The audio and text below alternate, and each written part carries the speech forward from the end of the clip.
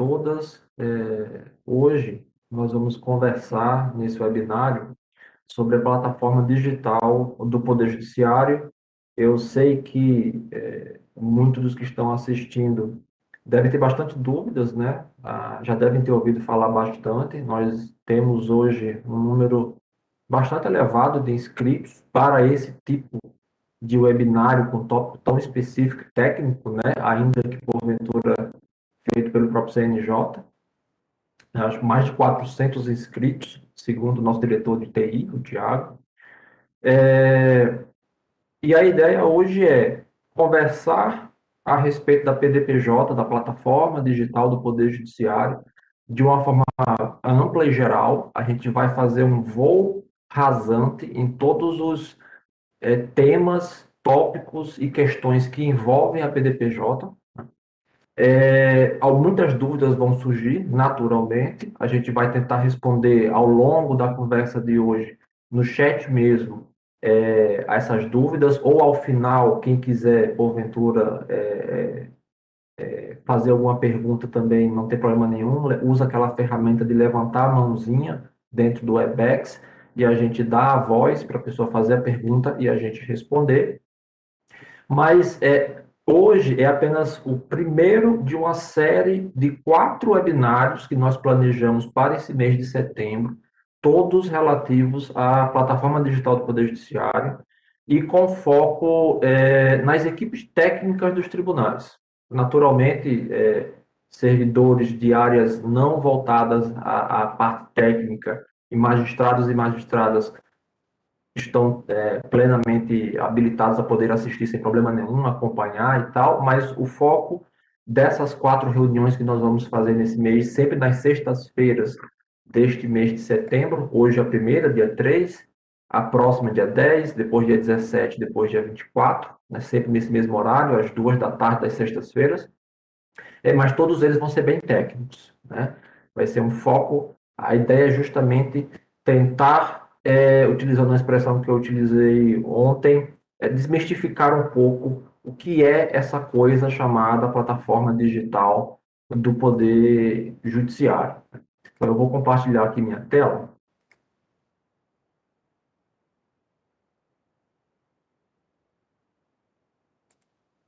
Já estão conseguindo me ver? A minha tela, no caso? Perfeito. Então, vamos falar hoje sobre a plataforma digital do Poder Judiciário. Meu nome é Adriano da Silva Araújo, eu sou juiz auxiliar da presidência do CNJ e sou juiz de direito do Tribunal de Justiça do Estado do Rio Grande do Norte. E, além de magistrado, eu tive, antes da carreira da magistratura, uma experiência bastante razoável de alguns anos, cerca de 10 anos, na área de informática, em particular desenvolvimento de sistemas. Também vai estar aqui conosco hoje falando o Tiago de Andrade Vieira, é o diretor do Departamento de TIC do Conselho Nacional de Justiça e um dos idealizadores da PDPJ. Então, o que nós vamos falar hoje em particular? A gente vai falar brevemente um contexto geral histórico da plataforma. Aí nós vamos adentrar nos conceitos básicos da plataforma, quais são aquelas ideias fundantes, né, que quem for trabalhar concretamente, né, no dia a dia, na área técnica, com a plataforma, tem que estar com isso na ponta da língua para poder fluir o trabalho, né? Aí nós vamos falar da arquitetura e da pilha de tecnologias utilizada na plataforma. E, por fim, 2 aspectos bem práticos, que esses 2 em particular serão tratados pelo Tiago. O que é necessário para um sistema de processo judicial eletrônico hoje existente, mantido por algum tribunal, o que ele precisa para poder se integrar à PDPJ, e o que é necessário para um tribunal que deseje desenvolver um módulo para dentro da PDPJ, o que ele precisa fazer. Então, nós vamos tocar em todos esses tópicos hoje, né? E na próxima sexta-feira, nós vamos falar, o foco será o sistema de login único do Poder Judiciário. Na semana seguinte, nós falaremos sobre o serviço de notificações da plataforma digital do Poder Judiciário, que envolve, nós vamos tratar brevemente sobre isso hoje, o mecanismo de comunicação via webhook e via mensageria. E, por fim, na última sexta-feira do mês de setembro, nós vamos fazer, eu e o Thiago novamente, vamos vir aqui para falar, colocar a mão na massa, digamos assim, e tentar, junto com a plateia, a audiência do webinário, mostrar o desenvolvimento de um pequeno serviço utilizando todos os conceitos que foram tratados nos 3 webinários anteriores, né? Então, antes de mais nada, obviamente, ao longo do webinário, deste e dos outros, vão surgir várias dúvidas, a gente vai respondendo todos pelo chat mesmo no momento do webinário, mas para aqueles que queiram, num segundo momento, buscar se aprofundar mais, nós temos uma página de documentação da PDPJ, que é docs.pdpj.jus.br. Lá nós temos em detalhes, tudo que vai ser falado hoje está lá, em mais detalhes ainda, né? Nós temos no Git do CNJ um projeto de referência implementado na linguagem Java, para aqueles que querem poder olhar código e ver como a coisa foi feita, né? E, além disso, pode ser encaminhado e-mails para a gerência executiva pdpj@cnjjusbr, se nem na documentação, nem no projeto de referência a gente conseguir tirar as dúvidas necessárias. Pois bem, a PDPJ ela foi instituída pela Resolução 335 de 2020, do ano passado, portanto, do Conselho Nacional de Justiça.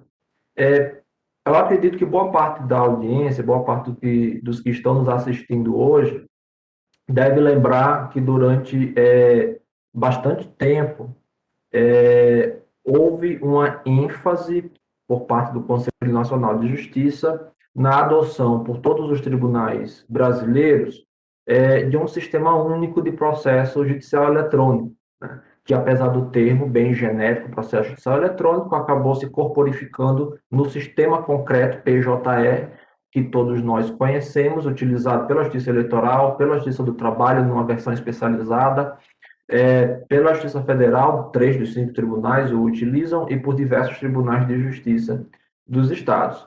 Porém, sempre houve, e isso é um fato, que a atual gestão do Conselho Nacional de Justiça, por meio do ministro Luiz Fux e por meio dos juízes supervisores do DTI, né, os doutores Alexandre Libonati, colegas, né, e doutor Fábio Porto, além da minha pessoa e do colega doutor Rafael Leite, percebeu-se que essa discussão que havia, um fato, né, sobre qual seria o melhor sistema, ela não fazia bem do ponto de vista do interesse público, e de tal maneira que o espírito que informou a criação da Resolução 335 foi justamente o de reconhecer que os sistemas públicos de processos judiciais eletrônicos, tanto o PJE, tanto o Projude, tanto o EPROC, tanto todos os outros, tantos outros sistemas de processo judicial eletrônico criados e mantidos pelos tribunais brasileiros,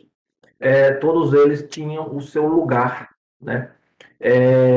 Nessa agora criada plataforma digital do Poder Judiciário. De toda sorte, isso não se trata de dizer que o espírito e os princípios que informavam a política anterior estavam mal direcionados.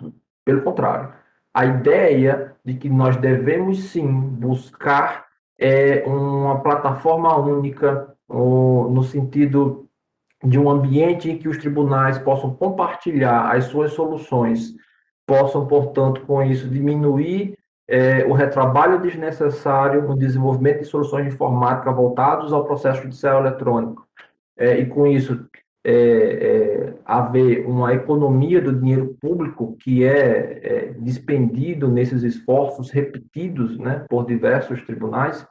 Essa política e esse pensamento, esse sentimento, essa constatação que existia com a política anterior ainda permanece e ainda informa a política da PDPJ, né?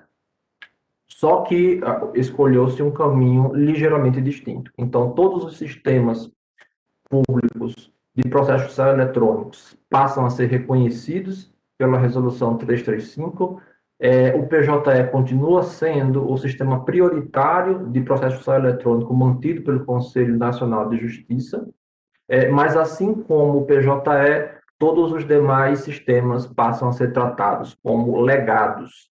Isso quer dizer que os sistemas eles podem permanecer como estão, mantidos pelos tribunais, manutenções corretivas e a sustentação natural e ordinária, ela permanece, mas o desenvolvimento de novas soluções, de novos módulos, a realização de novas iniciativas, elas devem, nos termos da resolução, serem realizadas no contexto da plataforma digital do Poder Judiciário para benefício simultâneo de todo o ecossistema brasileiro de justiça relativamente aos seus sistemas de informática. Então, esse é o aspecto histórico, as breves considerações gerais e o que informa, digamos assim, é a visão que informa tudo mais relativamente à PDPJ.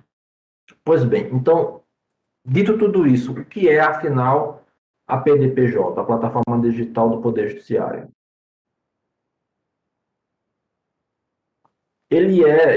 Ela é, ao mesmo tempo, um local, um conjunto de padrões e uma arquitetura. Ela é um local, no sentido de que os sistemas, serviços e módulos da PDPJ estão hospedados numa nuvem mantida pelo Conselho Nacional de Justiça, atualmente por meio de um contrato mantido pelo Conselho Nacional com a Claro e Embratel, que funcionam como broker da AWS.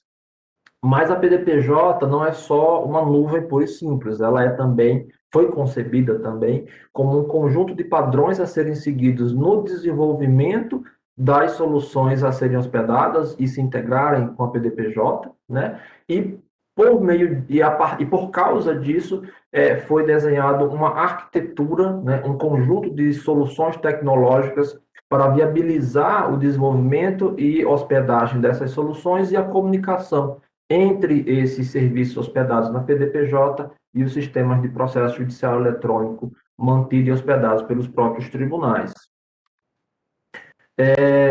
Então, considerando que a PDPJ não é só um local, não é só uma nuvem, mas também um conjunto de padrões e uma arquitetura, nós vamos falar agora brevemente sobre que padrões são esses, quais são os conceitos básicos envolvidos por trás da PDPJ, né? E vamos falar também rapidamente sobre a arquitetura tecnológica concebida para a PDPJ.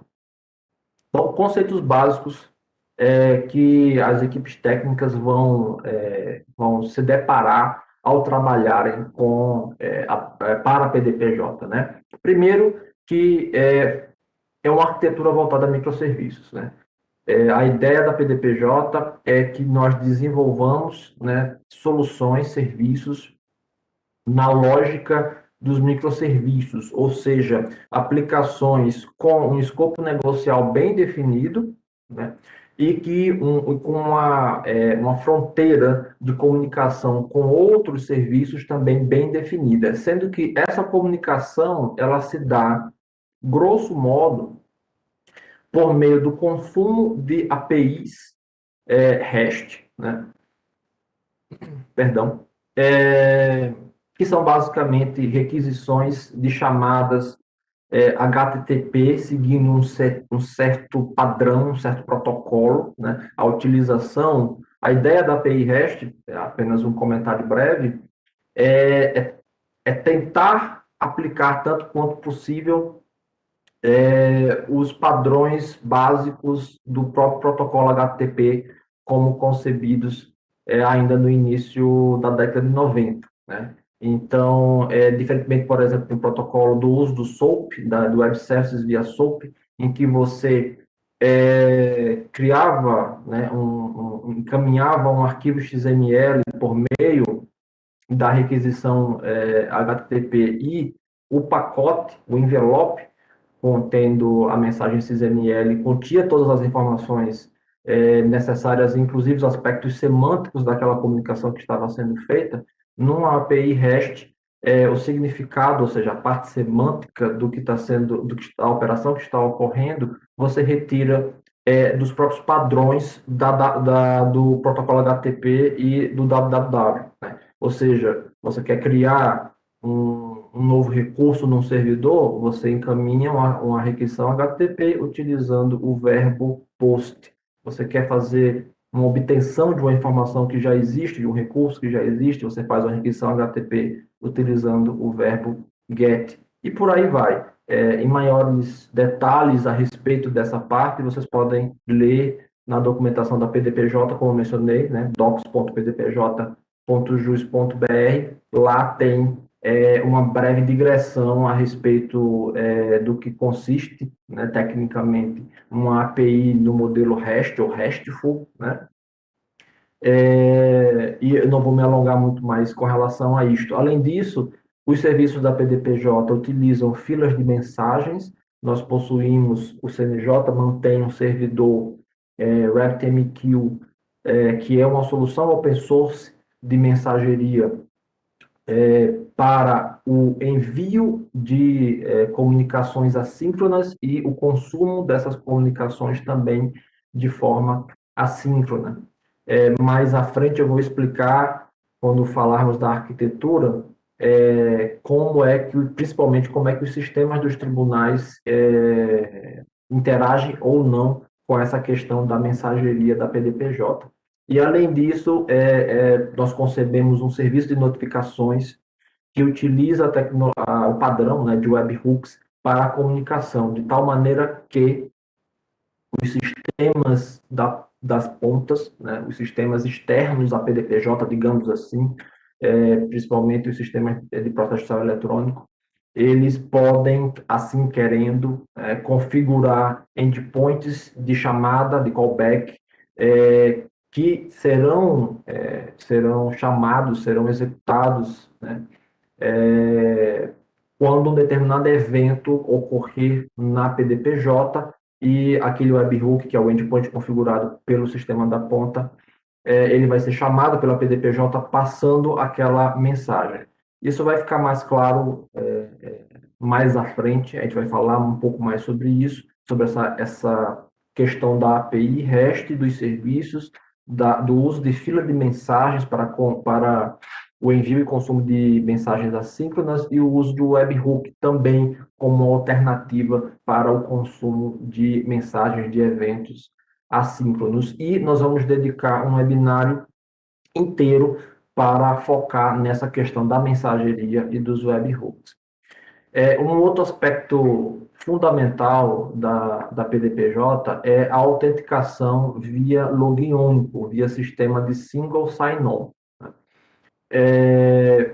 Isso é um pré-requisito fundamental. Todos os sistemas, tanto os da ponta, entre aspas, né, os sistemas de processo judicial mantidos pelos tribunais, quanto os sistemas, serviços e módulos hospedados diretamente na PDPJ, eles precisam se utilizar desse mecanismo único de login, né? Isso, ao mesmo tempo, tem uma razão técnica, né? Tem uma fundamentação técnica, mas também vem de encontro a uma sequência de constatações relativamente à experiência do usuário com os sistemas que existem hoje utilizados pelos usuários do Poder Judiciário brasileiro, que o que nós temos hoje é a realidade de diversos sistemas, onde cada sistema tem o seu login e senha, tem o seu mecanismo próprio de autenticação, de tal maneira que o usuário, servidor, magistrado, magistrada, etc., precisa ficar decorando, lembrando de vários logins, às vezes nem são os mesmos logins, né? Às vezes é uma sigla, às vezes é o CPF, às vezes é o e-mail, e diversas senhas distintas, uma para cada sistema implementando uma regra diferente de como uma senha é considerada válida. Então, a ideia do sistema de login único da PDPJ vem para justamente eliminar-os. A ideia é que todos os sistemas utilizados nesse contexto da plataforma digital do Poder Judiciário, tanto os sistemas de processo judicial eletrônico quanto os hospedados na PDPJ, se utilizem desse mecanismo único, de tal maneira que o usuário, uma vez logado, uma vez autenticado junto ao serviço de single sign-on, ele esteja automaticamente autenticado em qualquer outro sistema que devidamente integrado à PDPJ. Né? Então, isso tem uma vantagem do ponto de vista técnico, mas tem uma vantagem extraordinária do ponto de vista da experiência do usuário. Outros dois conceitos essenciais, a gente vai aprofundar tudo isso no momento certo, é a questão do serviço de descoberta e do gateway de APIs. Quando você desenvolve um serviço, um sistema que você deseja estar integrado a PDPJ, ou um sistema, como eu disse, de processo judicial eletrônico mantido pelo tribunal, ou um serviço hospedado na própria PDPJ enquanto nuvem, todos esses serviços eles precisam se registrar no serviço de descoberta da PDPJ. Esse registro ele serve basicamente para permitir que os serviços, os diversos sistemas hospedados na PDPJ, possam se comunicar entre si quando for necessário a realização de chamada direta de API REST entre eles, por meio do gateway de APIs da plataforma. E além disso, vai ficar claro mais à frente, ele é imprescindível, esse registro no serviço de descoberta, para que o seu sistema ele seja reconhecido pelo marketplace da PDPJ como integrado à nuvem. Né? Então, esse é um pré-requisito fundamental, estar registrado no serviço de descoberta do CNJ. Esse serviço é basicamente uma instalação de um servidor utilizando a tecnologia, a biblioteca Eureka do Netflix, assim como o gateway da PDPJ utiliza o seu correspondente, também desenvolvido e open source, né? Código open source, porém inicialmente desenvolvido e colocado, disponibilizado à comunidade pela Netflix, a tecnologia chamada Zoom. Né? E, por fim, outro conceito fundamental é a questão do marketplace, que é uma página web mantida pela PDPJ, pelo CNJ, em que todos os sistemas que seguirem determinados passos para se integrar na PDPJ vão estar disponíveis nesse único ambiente para o usuário externo. Eu vou agora passar rapidamente, eu vou falar basicamente da autenticação do serviço de descoberta e do marketplace, enfatizando esses pontos. Falando assim bem resumidamente, então, todos os serviços, a arquitetura, a lógica por trás do desenvolvimento da PDPJ é a arquitetura voltada a microserviços. A comunicação entre esses serviços se dá, grosso modo, por meio de três maneiras, que é a utilização de chamadas, de requisições HTTP, utilizando o padrão de API RESTs, ou o envio e consumo de mensagens assíncronas por meio de um servidor RabbitMQ, ou o recebimento de requisições HTTP por meio de webhooks para o consumo, por meio do protocolo HTTP, de eventos assíncronos. Né?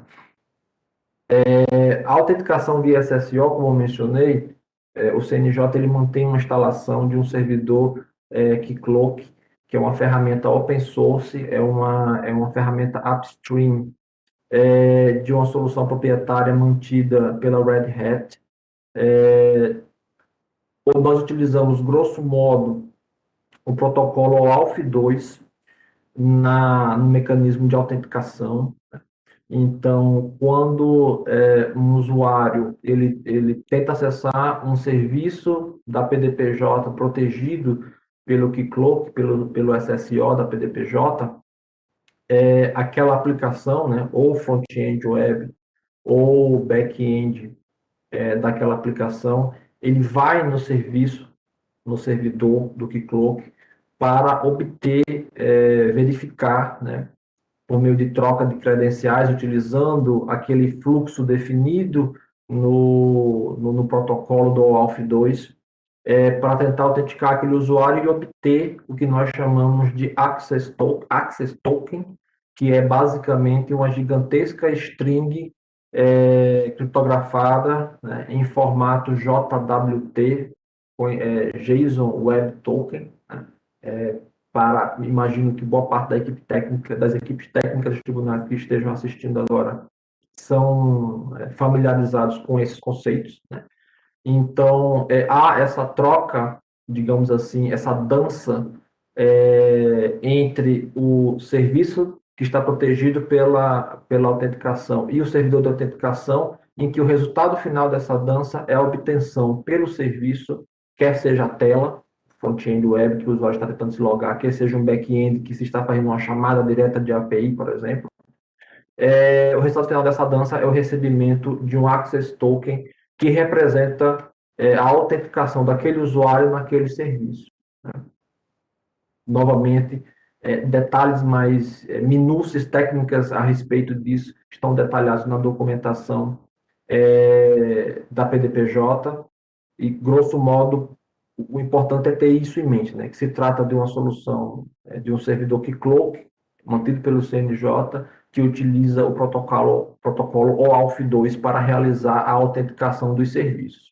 Além disso, o Keycloak ele tem a possibilidade da federação de identidades, de tal maneira que é possível utilizar bases de usuários, digamos assim, de cadastros de identidade distintos como fonte de informação para a autenticação via o Keycloak, né? Atualmente, nós utilizamos o CNJ corporativo como uma dessas bases de identidades, sistemas como o Sysbajude, o BNMP e diversos outros sistemas nacionais mantidos pelo CNJ já estão utilizando o nosso serviço de SSO via Keycloak, né?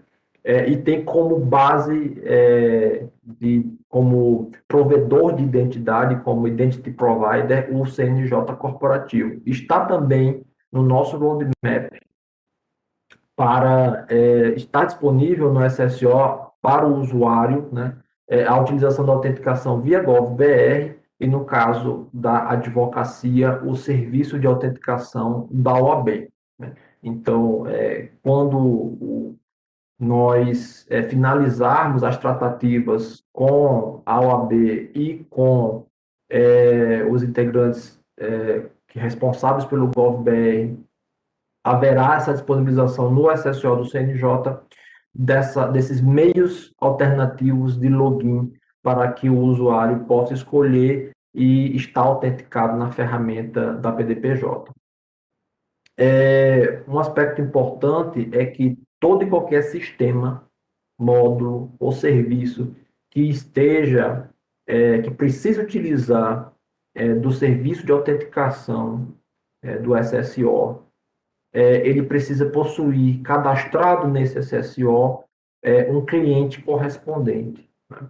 Então, por exemplo, o Sysbajude, ele possui no Keycloak do CNJ um cliente cadastrado lá, né, com as configurações relativamente ao Sysbajude para a autenticação via Keycloak dos usuários que se utilizam do Sysbajude. Mas se eu precisar criar um cliente novo para o sistema que o meu tribunal vai desenvolver, como eu devo proceder? É necessário encaminhar um e-mail, né, para dpjr@cnjjusbr, com os dados do seu cliente. É recomendável que o usuário que queira, a equipe, né, técnica do Tribunal de Desenvolvimento, que esteja trabalhando com esse projeto e deseje fazer o uso do serviço de autenticação do CNJ, como eu disse, é pré-requisito fundamental de qualquer módulo, serviço ou sistema que queira se integrar ou se hospedar na PDPJ, né?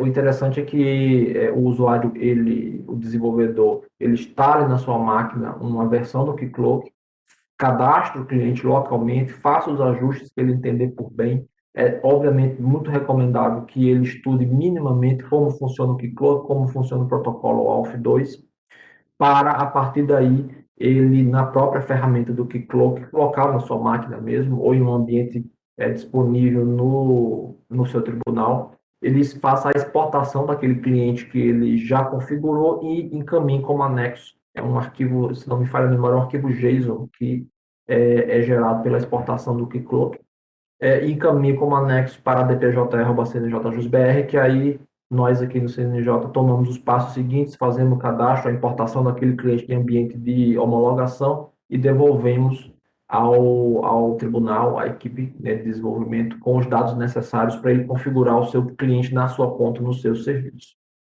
Como eu disse, vai haver um webinário para tratar exclusivamente do serviço de single sign-on. Então, qualquer dúvida que a gente não consiga, porventura, tirar hoje sobre isso, com certeza será tirado no webinário que focará nesse aspecto. Isso aqui é a tela de login da plataforma digital do Poder Judiciário.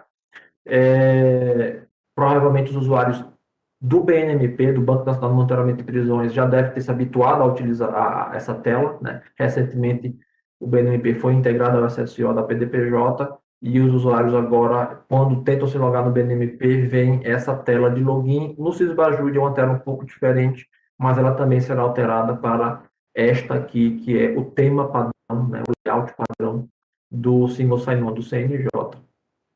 Como eu havia mencionado agora há pouco, os serviços que precisam se registrar no serviço de descoberta do CNJ. Nós estamos falando aqui de um servidor Eureka, né, Netflix Eureka, e o gateway utiliza o Netflix Zoo, né?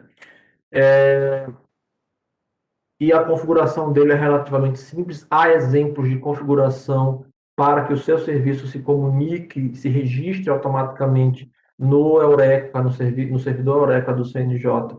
Há exemplos de como fazer isso lá no docs.pdpj.jus.br e no projeto de referência disponível no Git, né?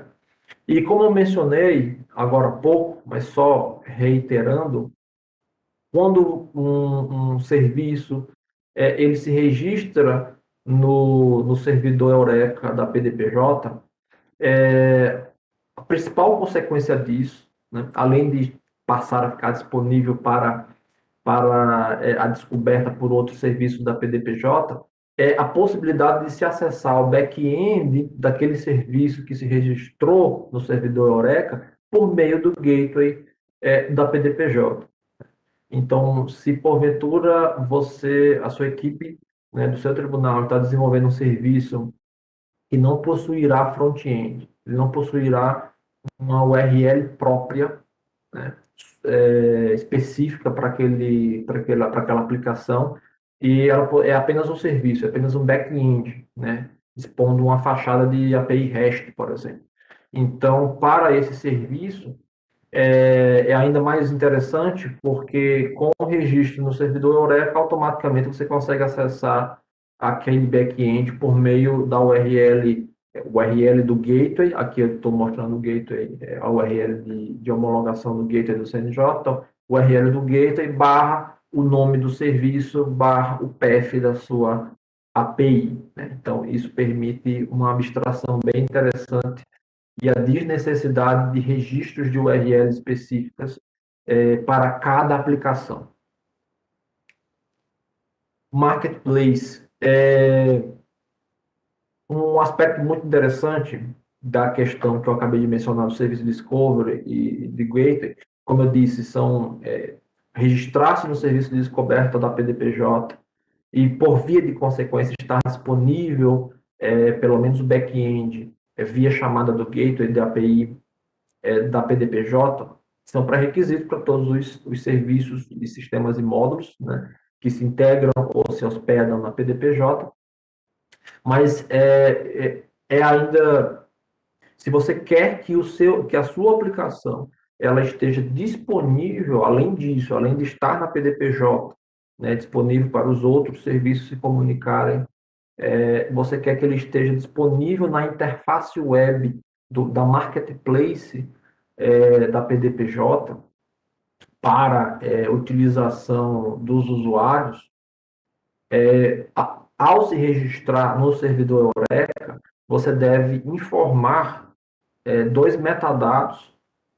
Tem um exemplo de como fazer isso na documentação da PDPJ, mas aqui eu coloco brevemente que metadados são esses, né? Geralmente essa informação você coloca, falando aqui de uma aplicação escrita em Java, no arquivo application.properties ou application.yaml da sua aplicação, você coloca essa informação do eureka.client.instance.metadatamap.pdpj igual a true, para indicar que você quer que ele apareça na marketplace da PDPJ, e a informação da homepage URL do seu serviço, que vai ser o link que a marketplace vai direcionar para quando o usuário clicar no ícone da sua aplicação disponível no marketplace. Pelo que eu acabei de falar, fica bem óbvio de que as soluções que vão ser colocadas à disposição no marketplace, ou na marketplace, depende de como você fizer a conjugação, ela precisa ter um front-end web, né? Então, você tem a sua aplicação, o seu front-end, o seu back-end. O seu back-end vai se registrar no serviço de descoberta da PDPJ, passando as informações necessárias para o servidor Eureka para que esse registro aconteça. E você, se entender que é importante que aquele seu serviço esteja na marketplace, nós recomendamos que todos os módulos negociais da PDPJ que vão ser desenvolvidos ou estão em desenvolvimento estejam na marketplace, porque isso facilita enormemente a experiência do usuário. A gente vai ver por quê. Então, você informa para o servidor Eureka do CNJ, além dessa flag indicando que você quer que o seu serviço se registre para ser exibido na marketplace, você informa também a página, né, a URL da página inicial do seu serviço, né? Além disso, na prática, além dessas duas informações ao servidor Eureka, para que o serviço do marketplace saiba como interagir com o seu sistema, com a sua aplicação, necessariamente você precisa expor dois endpoints na sua aplicação. Aqui eu falo como exemplo, o URL serviço, né, a sua aplicação, barra, e aí vem o padrão que tem que ser respeitado, barra pdpj barra info. Esse endpoint ele vai ser acessado via uma requisição GET pelo marketplace para obter um objeto JSON com um conjunto de informações da sua aplicação necessárias para que a marketplace, o serviço da marketplace, possa exibir a sua aplicação lá. Como eu mencionei mais cedo, na documentação tem exemplo de que objeto JSON é esse, que campos são esses que precisam ser disponibilizados para que o marketplace possa entender as informações sobre a sua aplicação e exibir na tela, né? Obviamente, esse endpoint barra pdpj barra info da sua aplicação, ele não deve estar autenticado, tá? E, além disso, nós pedimos que a sua aplicação implemente um endpoint barra pdpj barra processo barra número do processo. Esse endpoint, sim, pode ser autenticado e ele será chamado via uma requisição GET sempre que o sistema que tiver aberto ou redirecionado para a página do marketplace tiver informado o número do processo em que se quer trabalhar. Porque a marketplace, o que é, no fim das contas? É uma interface web que exibe o conjunto dos serviços registrados da marketplace num único local para facilitar a experiência do usuário da ponta. Então, por exemplo, no PJE, ou no eProc, ou no Projut, você vai ter dentro da interface do próprio PJE, do próprio eProc, etc., um link para o Marketplace, que pode ser um link geral, simplesmente abrindo a Marketplace, como tanto o PJE, ou o eProc, ou o Projut, quanto o Marketplace já estão utilizando o serviço único de login, o usuário não precisa se logar novamente para acessar o Marketplace, já vai reconhecer a credencial do usuário. E ali ele vai ter no único local todos os sistemas que ele pode trabalhar disponíveis e registrados na PDPJ. Na medida que novos módulos ou serviços ou sistemas vão sendo desenvolvidos, implantados na PDPJ e registrados na PDPJ e na Marketplace, eles já vão aparecendo dinamicamente nessa interface, sem a necessidade de que o tribunal mova uma palha relativamente a qualquer tipo de integração com esse serviço. E se, porventura, o PJE, PROC, etc., a interface web do sistema de processo judicial eletrônico da ponta, tiver redirecionado para a tela do Marketplace informando o número do processo, automaticamente a Marketplace vai saber que, ao clicar em qualquer um desses itens que estiverem aparecendo na tela, ele vai repassar essa informação do número de processo para a aplicação, de tal maneira que, por exemplo, aqui, se eu tivesse entrado dentro do PJE, entrado nos autos digitais de um processo e clicado no link da Marketplace dentro daquele processo, ele iria abrir para mim essa tela que vocês estão vendo, com todos os serviços já integrados à PDPJ, e quando eu clicasse em qualquer um deles, ele já entraria automaticamente na tela daquele sistema para aquele processo. Por exemplo, no caso do Sisbajut, já entraria na tela de consulta de processos, com todas as ordens cadastradas para aquele processo. Isso já está implementado, por sinal, está em produção essa funcionalidade. No PJE Mídias, a mesma coisa, você clicaria, abriria a tela do PJE Mídias já logado, por causa da integração com login único, né? Na tela exibindo todas as mídias cadastradas no PJE Mídias para aquele processo. Então, isso é a ideia da Marketplace. Já falei bastante, né? A gente ainda tem que falar um pouco sobre a arquitetura da PDPJ e sobre como integrar essa PDPJ e como desenvolver para a PDPJ.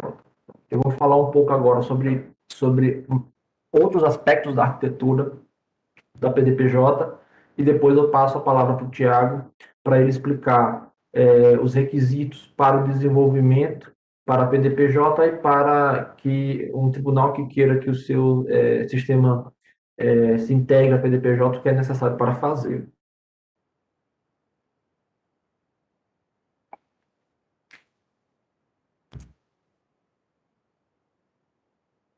Tiago, só me ajuda um aspecto aqui. Eu estou falando muito rápido ou está dando para entender bem? Tá dando para compreender bem, tá tendo algumas dúvidas aqui no chat, algumas eu estou consolidando, outras já estou respondendo, o áudio tá bem a contento, acho que a gente está no ritmo bom. Maravilha.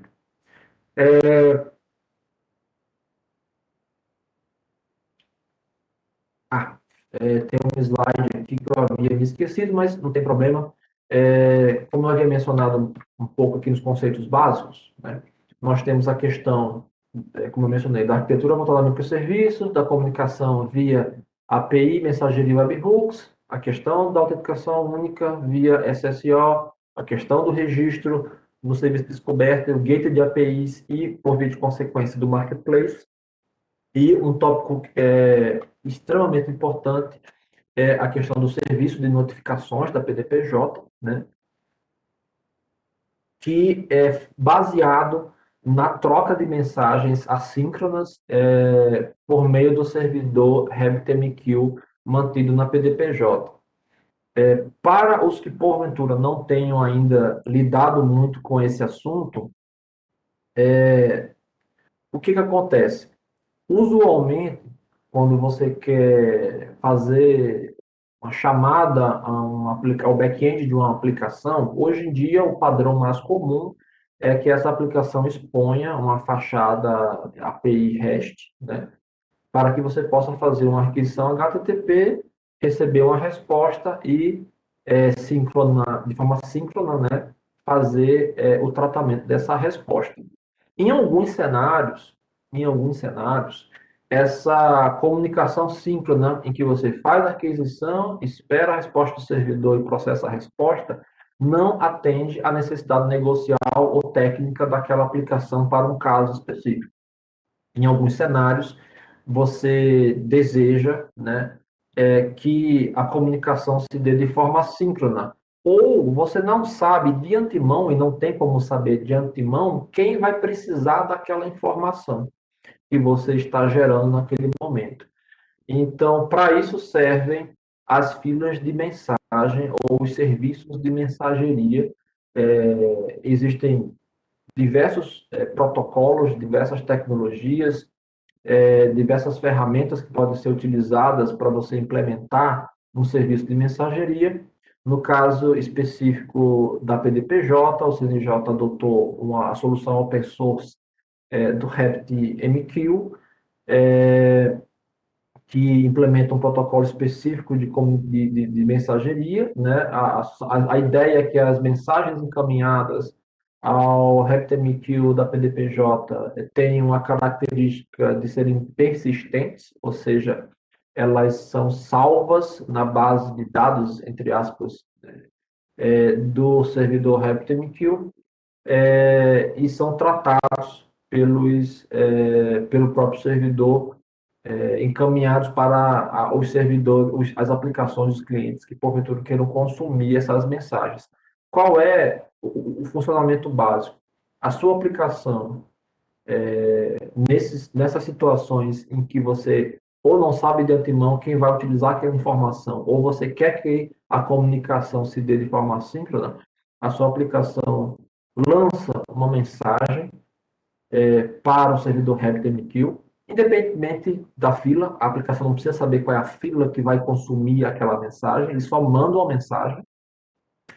E ao chegar no servidor RabbitMQ, essa mensagem chega numa espécie de, utilizando aqui uma metáfora, numa espécie de rodoviária, né, que em termos técnicos nós chamamos de exchange, né, um exchange. Então, as mensagens vão chegando nessa rodoviária, e na medida que as aplicações que querem consumir aquela mensagem vão informando ao servidor RabbitMQ esse desejo por meio da criação de filas de consumo, o servidor, o RabbitMQ, ele vai fazendo cópias daquela mensagem que foi encaminhada para cada fila que foi registrada nele, né? Então, você tem um cenário com uma aplicação, por exemplo, que lança uma mensagem, e você tem um cenário com 3 aplicações que querem consumir essa mensagem.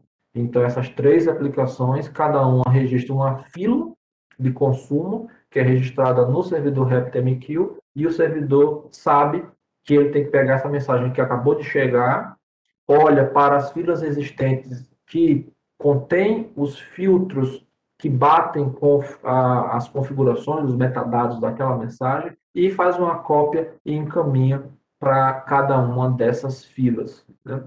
E somente quando houver o consumo de todas as filas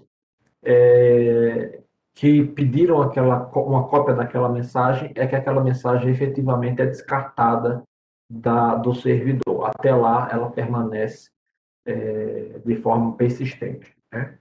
Então, a ideia do uso do RabbitMQ, principalmente, é a utilização interna pelos serviços e módulos dentro da PDPJ. É possível que uma aplicação externa à PDPJ, como, por exemplo, um sistema de processo judicial eletrônico da ponta, Projuda, PROC, PJE de algum tribunal, se conecte diretamente no RabbitMQ, no servidor de mensageria, para lançar, tanto para consumir mensagens. É possível. Não há nenhum óbice técnico para tanto, né? O PJE hoje, inclusive, já faz assim, ele já lança e escuta mensagens diretamente do servidor RabbitMQ da PDPJ. Contudo, nós chegamos à conclusão, ao entendimento, que exigir que os tribunais adotem esse modo de comunicação com a PDPJ poderia significar a introdução de uma complexidade desnecessária nos fluxos de trabalho das equipes de desenvolvimento, que nem sempre, não necessariamente, estão acostumados, né, com esse modo de comunicação. Qual é o modo de comunicação mais usual? A chamada direta por meio de requisições HTTP a APIs, a back-ends das aplicações, API REST, né? E, eventualmente, no caso de alguma aplicação em particular, alguma API SOAP. Esse é o modo mais usual. Então, para simplificar, né, digamos assim, a vida das equipes de desenvolvimento dos tribunais, né, não há necessidade, não há uma exigência que os sistemas da ponta se conectem diretamente no servidor RabbitMQ da PDPJ para lançar ou escutar alguma mensagem. Em vez disso, a alternativa a isso é utilizar o serviço de notificações desenvolvido pela PDPJ, que funciona, grosso modo, da seguinte maneira. Haverá um webinar só para tratar desse tema, dada a importância dele. Mas ele funciona da seguinte maneira. As aplicações que estão hospedadas na PDPJ, elas, naturalmente, em alguns contextos, vão lançar mensagens ao servidor RabbitMQ, geralmente no caso de eventos negociais importantes. Por exemplo, o Sysbajud lança mensagens em 3 momentos, quando uma ordem de bloqueio é protocolada, quando uma ordem é respondida e quando um desdobramento é protocolado. Então, essas três mensagens, 3 eventos que são lançados pelo Sysbajud. E essas mensagens, elas são encaminhadas para o servidor RabbitMQ, e o serviço de notificações, ele escuta todas as mensagens do servidor RabbitMQ, todas elas.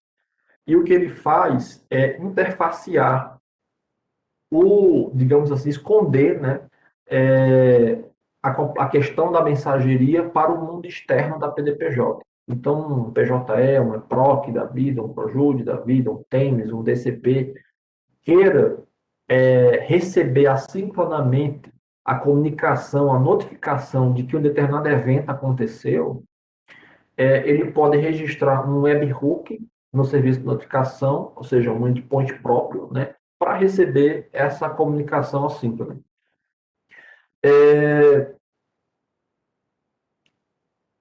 Ele poderia, por exemplo, o serviço da ponta, né, o sistema de processo judiciário eletrônico, simplesmente ir direto no back-end do serviço que ele quer consumir, por exemplo, do Sysbajud, e chamar diretamente a API do Sysbajud para obter aquela informação? Em tese, sim.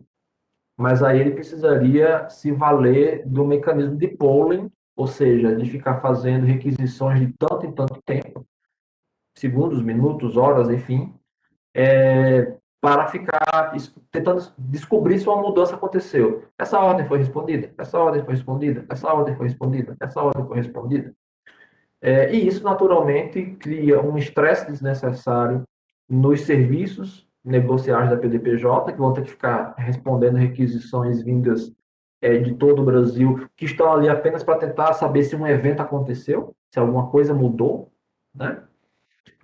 Além do próprio consumo de rede, de banda, etc., da infraestrutura de quem está fazendo esse polling, né? Então, a ideia do serviço de notificação é concretizar a filosofia do não me ligue, eu te ligo. Então, em vez de ficar fazendo polling, você registra um webhook no serviço de notificação, e quando um evento lançado no serviço de mensageria dentro da PDPJ acontecer, como, por exemplo, uma ordem foi respondida dentro do Sysbajud, você recebe essa resposta via uma requisição HTTP no seu endpoint, né? Naturalmente, esse serviço de notificações, ele vai possuir uma loja, está sendo implementado dessa maneira, né? Já tem uma primeira versão em produção, né? Mas, obviamente, todos esses serviços que já existem hoje na PDPJ, eles estão em constante natural evolução. Ele possui a inteligência natural de saber que eu não consegui me comunicar nesse momento com o endpoint do Tribunal X, do webhook do sistema tal, porque a rede estava fora do ar, ou aconteceu um erro na requisição HTTP. Ele vai tentar mais algumas vezes, ele vai tentar em momentos distintos, e somente em última análise é que ele vai falhar, né, e disponibilizar essa falha num ambiente para que o tribunal possa ter essa informação na mão. E essa é a forma como o serviço de notificações funciona, né? E já chegando um pouco perto do fim da minha fala, no fim das contas, visualmente, como é a arquitetura da PDPJ? Tem dois desenhos que ajudam a entender. Esse aqui é um, né? Então, você tem o cliente. Quem é o cliente? Pode ser um outro serviço da PDPJ, como pode ser um EPROC, um PROJUDE, o PJE, né? E ele vai tentar acessar alguns dos serviços, né, da PDPJ, e ele vai fazer como? Via o gateway de serviço, né? Então, vai ser sempre o URL do gateway barra o nome do serviço, o URL do gateway barra o nome do serviço. Aqui nesse desenho, ele mostra os pedaços da arquitetura da PDPJ, né? O Service Discovery, o Gateway, o SSO, que garante a autenticação para todos os serviços, né? O cliente em cima e alguns serviços que já estão dentro da PDPJ, cada um com seu banco, e ali, de forma transversa, digamos assim, o RabbitMQ para o lançamento e consumo de mensagens assíncronas. Essa aqui é outra forma de enxergar a mesma ideia, né? Então, você tem um cliente e faz uma chamada REST. Esse ponto é importante. Como eu mencionei agora há pouco, o sistema da ponta ele pode se pendurar diretamente no RabbitMQ? Em tese, sim. Mas não é o que nós recomendamos, talvez exija uma complexidade desnecessária no desenvolvimento, né? Então, a ideia é que nós tenhamos, dentro do mundo interno, dentro da nuvem da PDPJ, os diversos serviços dispondo de uma fachada REST acessível via gateway, né?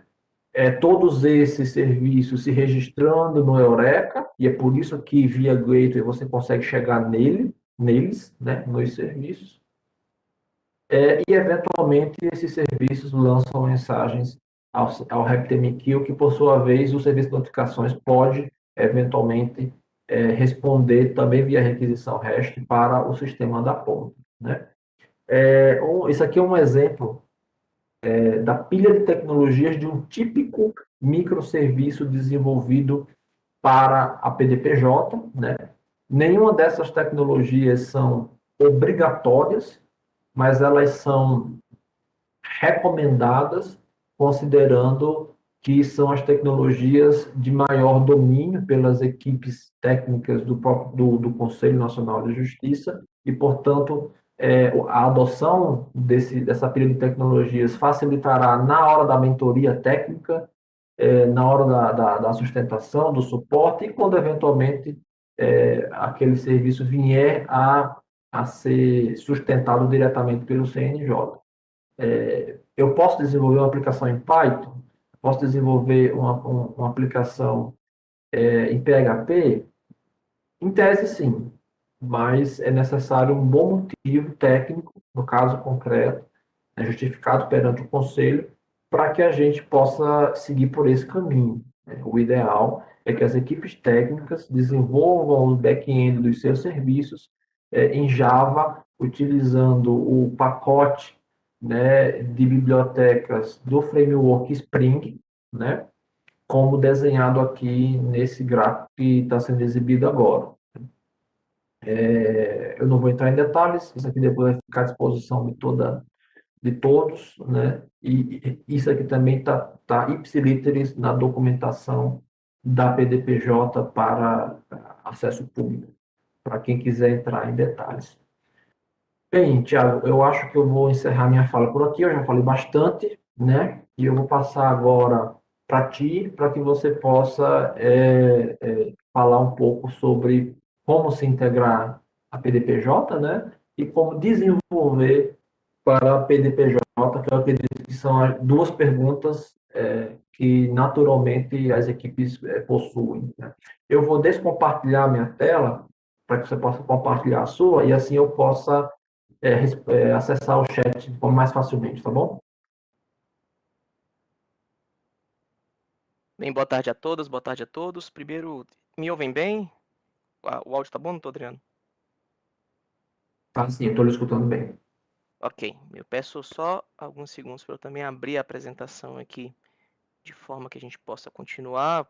Prometo a todos ser bastante breve. Doutor Adriano já trouxe os aspectos mais técnicos e de programação, de tecnologia, de arquitetura vinculados, e minha parte dentro deste webinar é trazer um pouco mais os aspectos de como isso pode ser feito e como organizar as atividades, a realização desses processos, tanto para a integração dos sistemas processuais a PDPJ dentro dessa pilha de tecnologias que o doutor Adriano apresentou, e como também desenvolver novos módulos e serviços. O que a gente precisa fazer agora, que é colocar, conforme a resolução 335 nos traz, como colocar os nossos sistemas processuais dentro da PDPJ para já começar a poder consumir dos serviços e benefícios que a plataforma proverá, bem como, em seguida, como a gente pode desenvolver novas soluções.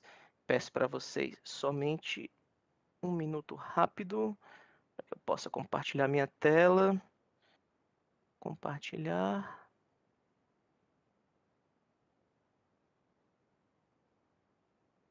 Só mais um instante.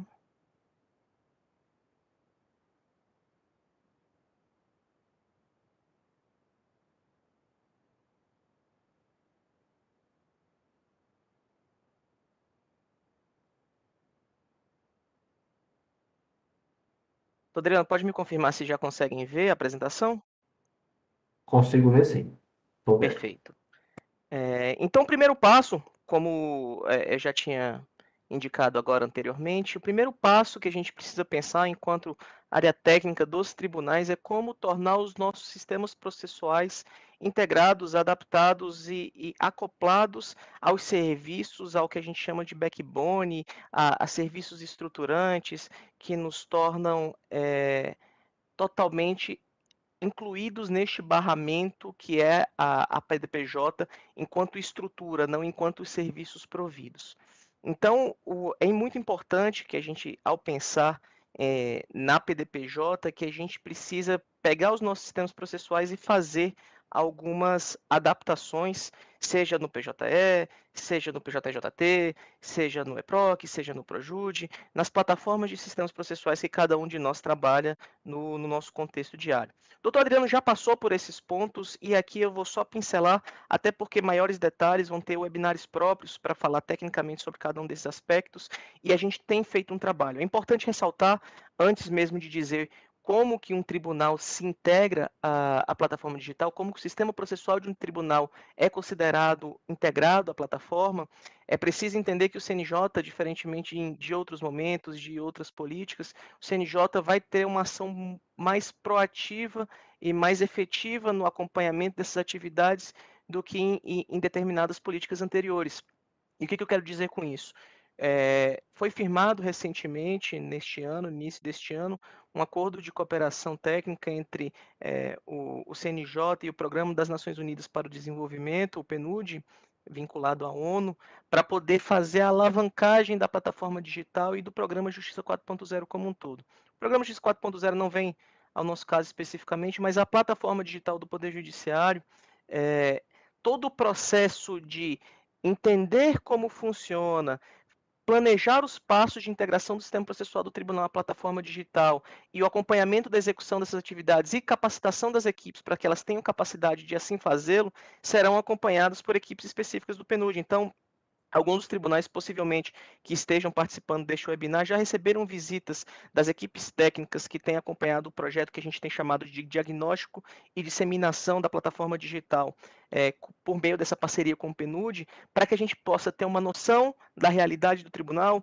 quais são os sistemas processuais em vigência, o que está sendo utilizado, o que está sendo depreciado, o que está recebendo novos processos, como é que está a característica de processos virtuais, processos eletrônicos, processos físicos, a partir disso estabelece-se um plano conjunto dentro das capacidades do tribunal, dentro das dificuldades que o tribunal tem, dentro da realidade que o tribunal apresenta, vamos fazer um planejamento conjunto.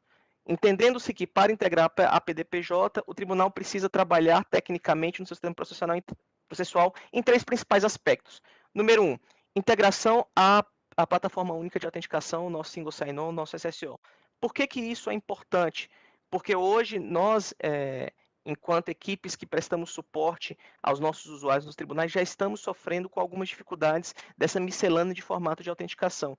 Para você se autenticar no PJE, você tem uma senha, e aí quando você precisa fazer uma chamada ao Sysbajude, que é o módulo de penhora online, você cadastra uma outra senha para aquele determinado assessor ou magistrado, e se você for fazer a integração no seu sistema processual, você passa a ter que armazenar usuários e senhas do sistema Sysbajude dentro da sua plataforma de sistema processual. Então, tudo isso traz uma série de complicações inerentes a essa miscelânea de metodologias de autenticação que não são saudáveis. Então, é premissa básica, é condição sine qua non para que se entre na plataforma, para que se tenha uma possibilidade de comunicação fluida entre serviços, compartilhamento e refresh de token JWT num conceito um pouco mais baixo nível. É preciso que todos trabalhem e compartilhem da mesma fonte, da mesma geração de processo de autenticação. Não necessariamente das mesmas senhas, porque, como todos já sabemos, no mecanismo de single sign-on a gente tem aquele conceito de providers. A ideia também não é descontinuar a base local de senha de usuários que já existem nos sistemas processuais e gerar um novo caos dentro do tribunal, porque todos eles vão ter que se migrar para uma nova usuário, para uma nova senha. Não é essa a ideia. A ideia é usar o conceito de federações que o single sign-on permite, que o single sign-on provê, para que o sistema processual venha até o Keycloak por meio da federação, receba o token JWT, possa armazenar na seção do usuário, se ele trabalhar, se o sistema processual trabalhar com o conceito de sessões de usuário, possa armazenar esse token para que na hora de chamada a serviço da PDPJ possa compartilhar esse token, possa ter esse token à disposição para chamada aos serviços. A outra é a questão do serviço de notificação.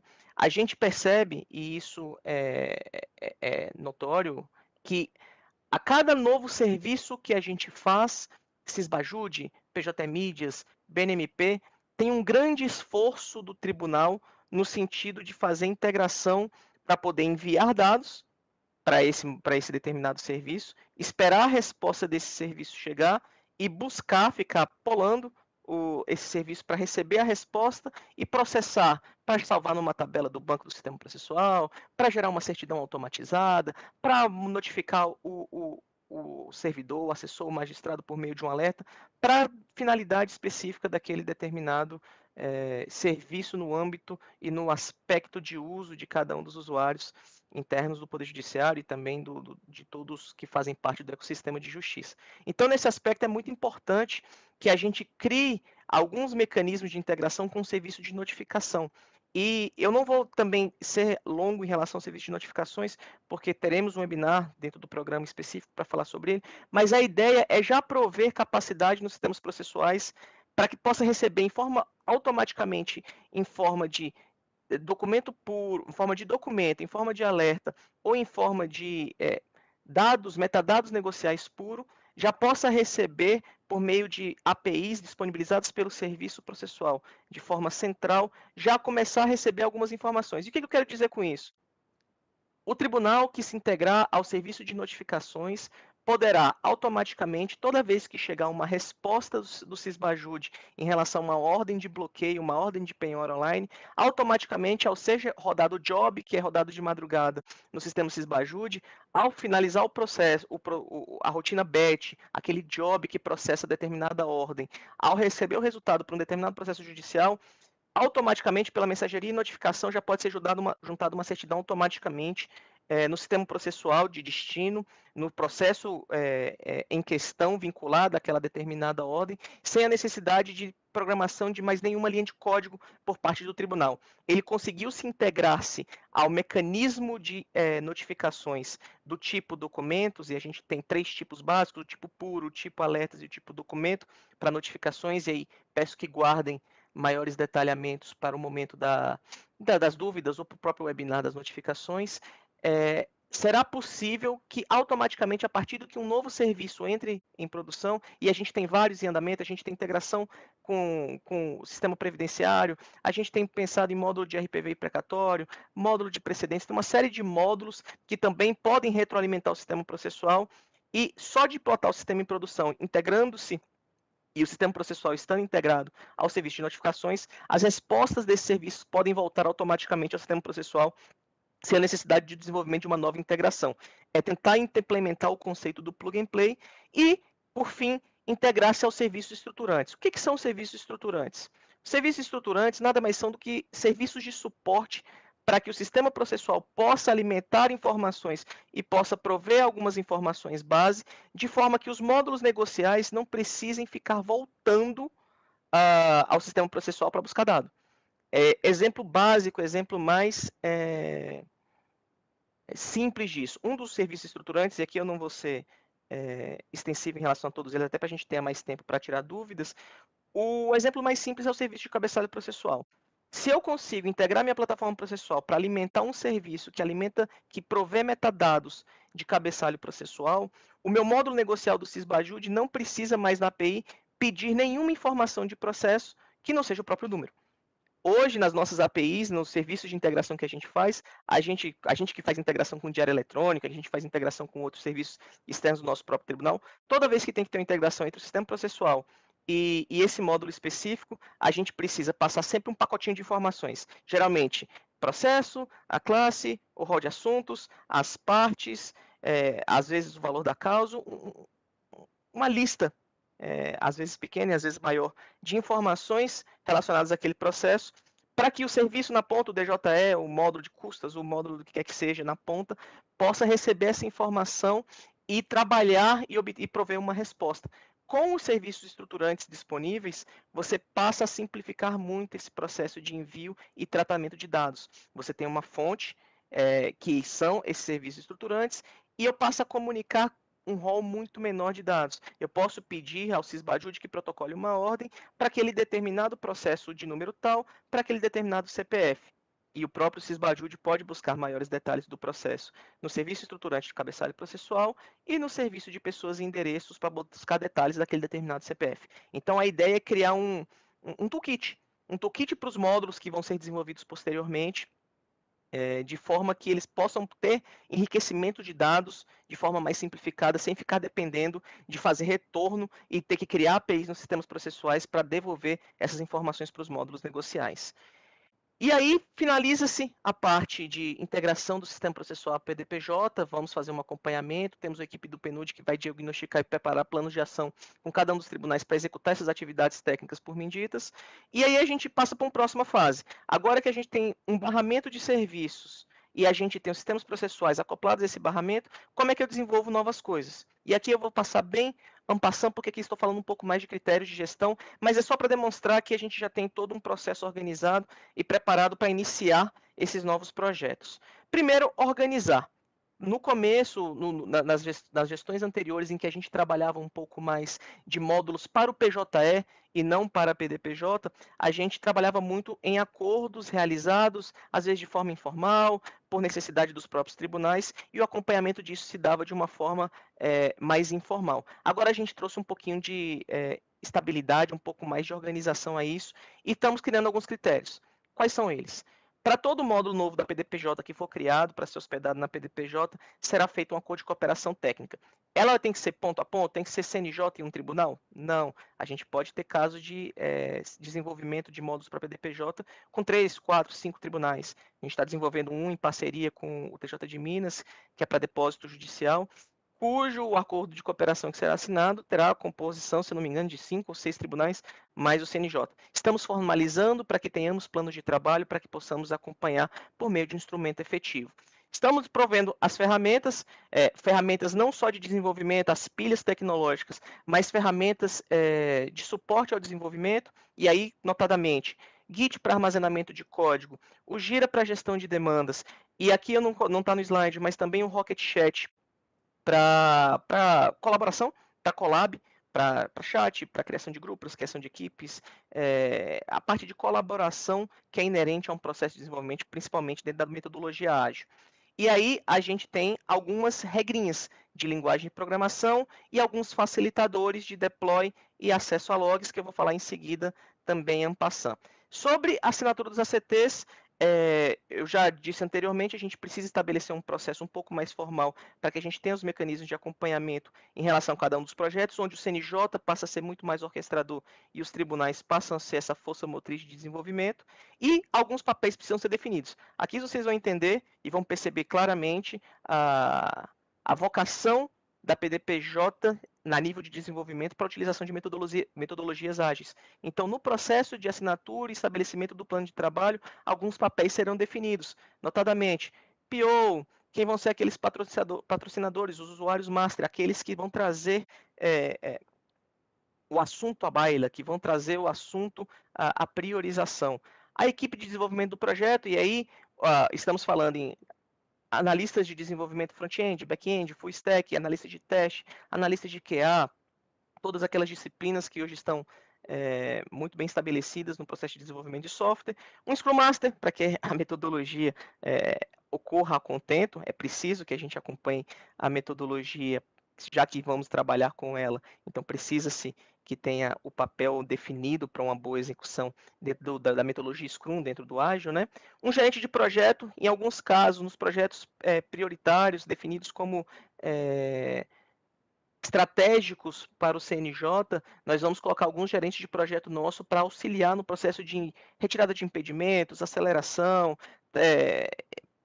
auxílio a todo o projeto, de forma que a equipe tenha capacidade de dar vazão, possa se preocupar somente naquilo que precisa, que é o desenvolvimento do projeto, e todos os projetos que terão acordos com o CNJ terão acompanhamento do DTI, do Departamento de Tecnologia, e de uma área de negócio do CNJ, nas figuras dos mentores técnicos e negociais. O mentor técnico tem a visão de estar catequizando a equipe naquilo que é a PDPJ, tudo isso que nós estamos falando, vai ter uma pessoa dentro da equipe para poder tirar dúvidas, o que é o SSO, como funciona, como é que cadastra um novo provider lá no Keycloak, como é que eu cadastro o meu cliente no Keycloak, como é que eu busco o meu acesso em relação ao marketplace, não está dando certo o acesso ao marketplace, o que eu preciso fazer. Então essa pessoa vai ser a pessoa que materializa essa ponte entre a equipe de desenvolvimento e as tecnologias que precisam ser acopladas dentro dos módulos da PDPJ, e o mentor negocial, que é aquela pessoa que vai tentar garantir minimamente o requisito negocial nacional das soluções, para que a gente não também coloque na PDPJ módulos que sejam muito fechados e que atendam somente a critérios específicos de uma determinada realidade, que ele possa ser mais amplo, que ele possa ser melhor discutido e que a gente possa trazer à baila melhores soluções sobre uma ótica de negócio também.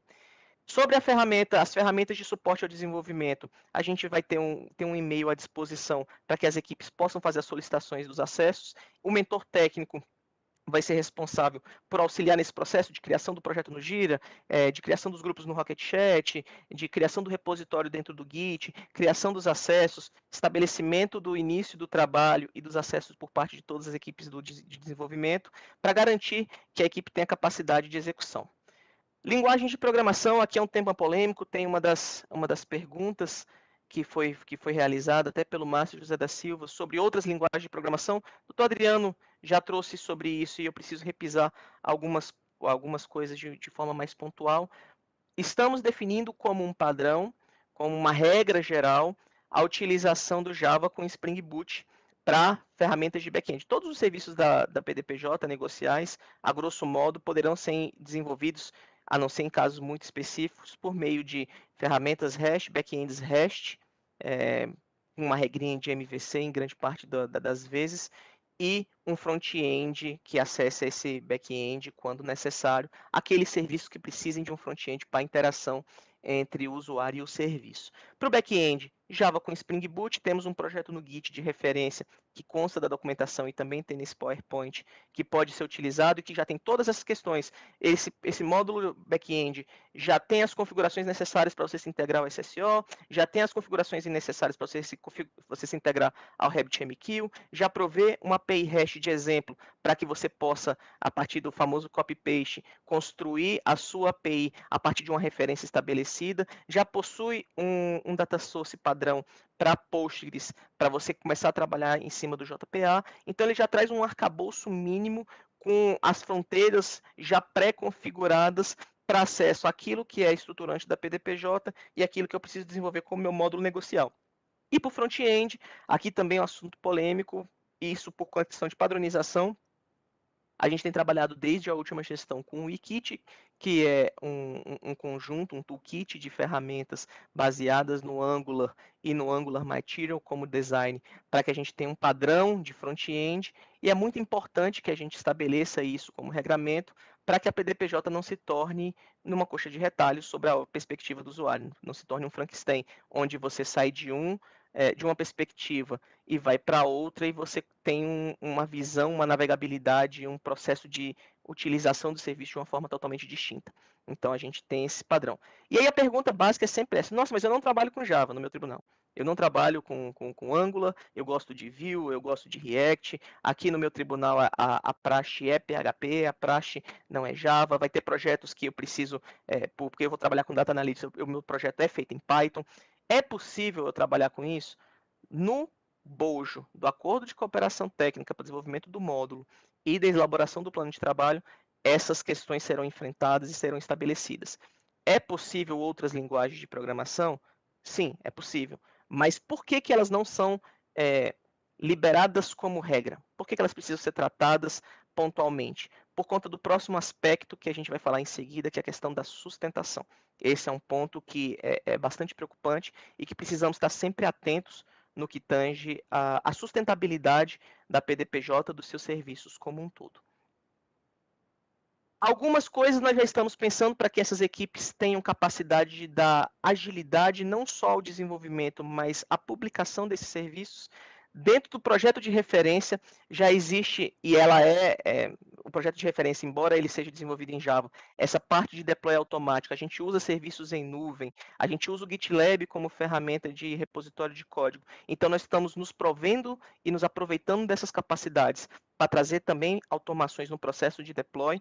Então, dentro dos projetos de referência já existe todo um arcabouço de arquivos de exemplo configuráveis e adequados à infraestrutura de nuvem que o CNJ está provendo, para que ao desenvolver o meu projeto, comitar e fazer a configuração inicial do projeto nos clusters Kubernetes, estamos trabalhando, claro, num conceito da PDPJ em clusters Kubernetes e containerização, é rotina base para todos os projetos da PDPJ, você vai poder automaticamente, ao comitar os seus arquivos, ao comitar os seus projetos, já ter isso automaticamente disponibilizado nos ambientes de homologação e com um clique disponível a atualização em produção por conta dos Dockerfiles que geram os containers e dos arquivos de CI e CD do GitLab que permitem a execução dos jobs para empacotamento, publicação numa registry central que existe do CNJ e deploy dessa aplicação no cluster Kubernetes. Então, nós estamos provendo uma série de mecanismos de auxílio aos tribunais, de forma que a entrada em produção desses serviços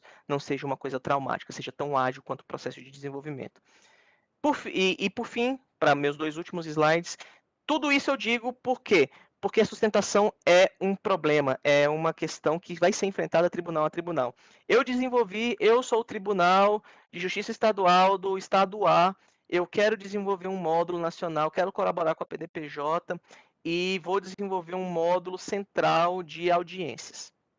Não que não exista nos nossos sistemas processuais, mas quero criar um módulo novo com várias novas capacidades de forma central na PDPJ. Vou desenvolver, vou colocar em produção. Quem é o pai da criança? Quem é que vai cuidar desse sistema? Quem é que vai mantê-lo dentro de um curto, médio e longo prazo? Então, o que está sendo estabelecido, e isso também vai estar descrito dentro do bojo dos acordos de cooperação técnica e planos de trabalho. Estará sendo estabelecido que a equipe de desenvolvimento do tribunal fará uma sustentação inicial, e aqui esse período ele não é fechado, ele é de referência.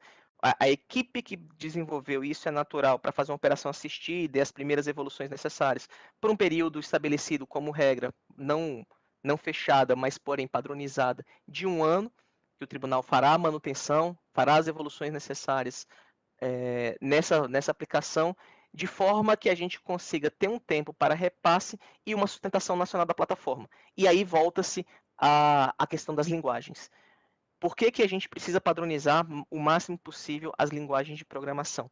Para que após o período de sustentação, que será estabelecido junto com as equipes de desenvolvimento, a gente tenha a capacidade de formar uma equipe nacional de sustentação dos módulos e serviços da PDPJ, e se a gente cria essa equipe e a gente tem uma miscelânea de linguagem de programação, uma miscelânea de serviços em diversas linguagens, em diversos frameworks e em diversas modalidades, a gente vai ter muita dificuldade em garantir uma sustentabilidade de qualidade desses produtos. Então, é preciso que a gente realmente seja bem criterioso em relação às tecnologias, à pilha tecnológica que será utilizada, de forma que a gente tenha garantia da sustentabilidade, para que a gente não pense só no curto prazo, que a gente não pense só no desenvolvimento, entrada em produção e no ano de sustentação, que a gente pense no bom funcionamento desses serviços ao longo do tempo, até porque a gente não pode prever que os tribunais serão sustentados ou irão sustentar essas soluções pelo resto da vida. E, por fim, um último também de exemplo de facilitação que a gente tem deixado para as equipes de desenvolvimento, até por conta da sustentação, os projetos, por conta dos arquivos de configuração de deploy automático que já foram configurados anteriormente, a própria ferramenta proverá acesso às equipes das logs automáticas do processo. Então, até o processo de sustentação foi pensado, foi arquitetado de forma que as equipes dos tribunais tenham capacidade de analisar os problemas durante o período de sustentação e tenham plena capacidade de dar vazão, entender o que está acontecendo, ter acesso ao que for necessário para poder fazer uma correção, para poder aplicar isso no ambiente de sustentação, no ambiente de homologação e ter um deploy rápido da atualização em produção. Então, em parca síntese, o que eu gostaria de dizer sobre integração do PDPJ, dos sistemas processuais da PDPJ e desenvolvimento de novos módulos, de uma maneira geral, no Ampassan, era isso que eu gostaria de dizer. Abro agora e para o meu compartilhamento, para que a gente possa colocar as dúvidas. Eu tenho algumas aqui no chat, a gente já está com o horário acho, um pouco avançado em relação ao planejamento inicial. Então, eu vou iniciar aqui e vou perguntar ao doutor Adriano algumas perguntas que eu anotei e que acabei não respondendo durante o chat. E no final a gente pode, não sei se haverá tempo, até porque já estamos até um pouco estourados, em fazer novas perguntas, mais perguntas no chat, às vezes alguém levantar a mão para algum áudio. Mas passando para o caso concreto, a gente teve algumas perguntas do Márcio José da Silva e do Paulo Alexandre. Eu vou meio que consolidar, porque ela tem muito a ver com a pilha de tecnologia, e para o senhor poder responder. As perguntas foram, em relação ao Eureka, a gente foi encaminhar, inclusive, um link pelo Paulo Alexandre, que alguns módulos do Eureka dentro do Spring Cloud, não no Eureka, mas no Spring Cloud, alguns dos módulos, como o Zoom, eles foram colocados em Maintenance Mode, ou seja, eles não vão sofrer novas atualizações como enquanto framework, enquanto biblioteca disponibilizada pela comunidade. A pergunta dele vai no sentido do que nós estamos fazendo, e aí, notadamente, da pilha que foi encaminhada, a mais notável é o Zul, que a gente tem usado como gateway de API, como é que a gente está trabalhando para poder manter a atualização, manter a estabilidade da plataforma e do seu ecossistema, principalmente no que tange o Zul. Falava-se do Eureka, mas o Eureka mantém-se, ele continua em evolução, não entra em modo de manutenção, mas principalmente na pilha, o Zul, ele entra agora dentro da comunidade no modo maintenance. É natural que qualquer solução tecnológica que seja adotada, ela tem um ciclo de vida, né, de maturidade, de manutenção, e em alguns casos, né, algumas soluções são colocadas em modo maintenance, né? No caso específico do gateway de APIs da PDPJ, nós já solicitamos, né, como eu mencionei, pelo menos eu lembro de ter mencionado no início, o projeto da PDPJ, ele tem sido desenvolvido em parceria com o Programa das Nações Unidas para o Desenvolvimento e com o Conselho da Justiça Federal, né? No bojo dessa parceria, nós temos um apoio inestimável dessas duas organizações, e nós já solicitamos ao PNUD, né, a equipe que nos apoia do PNUD, nos projetos da PDPJ, um estudo relativamente à evolução tecnológica do nosso gateway de APIs, né? Foi muito pertinente e bem colocado pelo colega, não sei de qual tribunal, né? Mas já se trata de um tema que está no nosso radar. Outra pergunta na mesma linha do Márcio José da Silva é por que a escolha do RabbitMQ em detrimento de outras ferramentas consideradas mais robustas, como por exemplo Kafka? Nesse particular, essa escolha, ela já vai ser aquela resposta que não é uma resposta tão satisfatória. É uma escolha que foi feita pela equipe técnica de arquitetura do CNJ. Então, nesse particular, seria difícil da minha parte dar uma explicação mais detalhada a respeito, porque não foi uma decisão tomada, inclusive ainda na gestão anterior à minha, né, quando eu cheguei no CNJ em 2019. Mas até onde me consta, né, para a necessidade específica da PDPJ, o RaptorMQ atende de forma satisfatória e trata-se de uma solução open source, porque, veja, o Kafka, até onde eu estudei sobre o assunto, ele é uma solução de mensageria bastante interessante quando você deseja ter uma aplicação voltada a um streaming de eventos, onde o aspecto da persistência, repito, até onde eu sei, posso estar equivocado, não é tão primordial, né? Enquanto que no RabbitMQ, esse fator é uma das suas características fundantes, né? O aspecto da persistência das mensagens, né?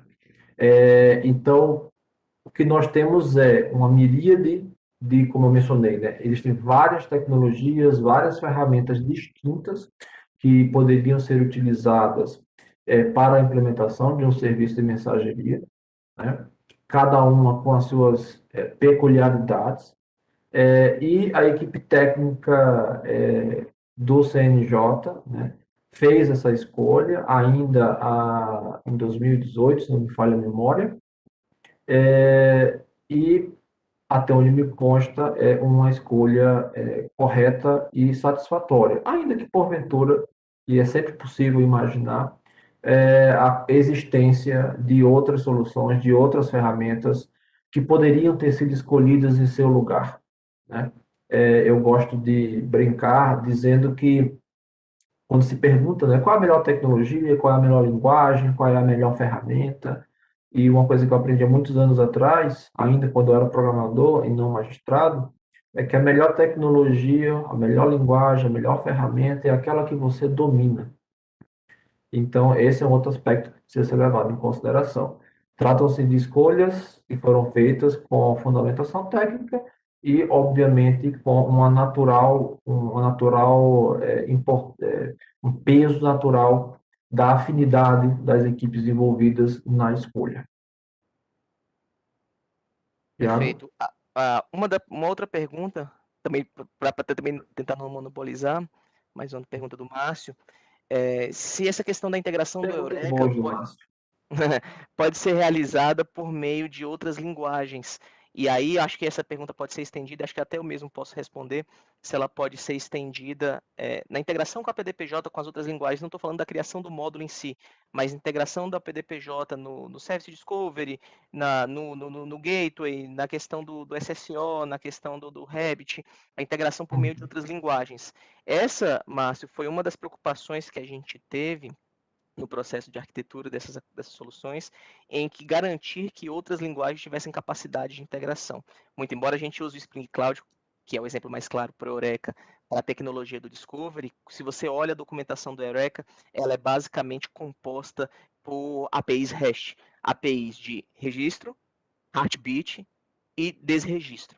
Então, se você tiver qualquer linguagem de programação que possua um HTTP client, você tem capacidade de se registrar, por exemplo, ao serviço de Discovery e ao Spring Cloud. Algumas linguagens já vão ter libs que facilitam, já vão dar os pojos e as services necessários para esse acesso, mas nada impede que em qualquer linguagem de programação que você consiga fazer uma requisição HTTP, você consiga realizar.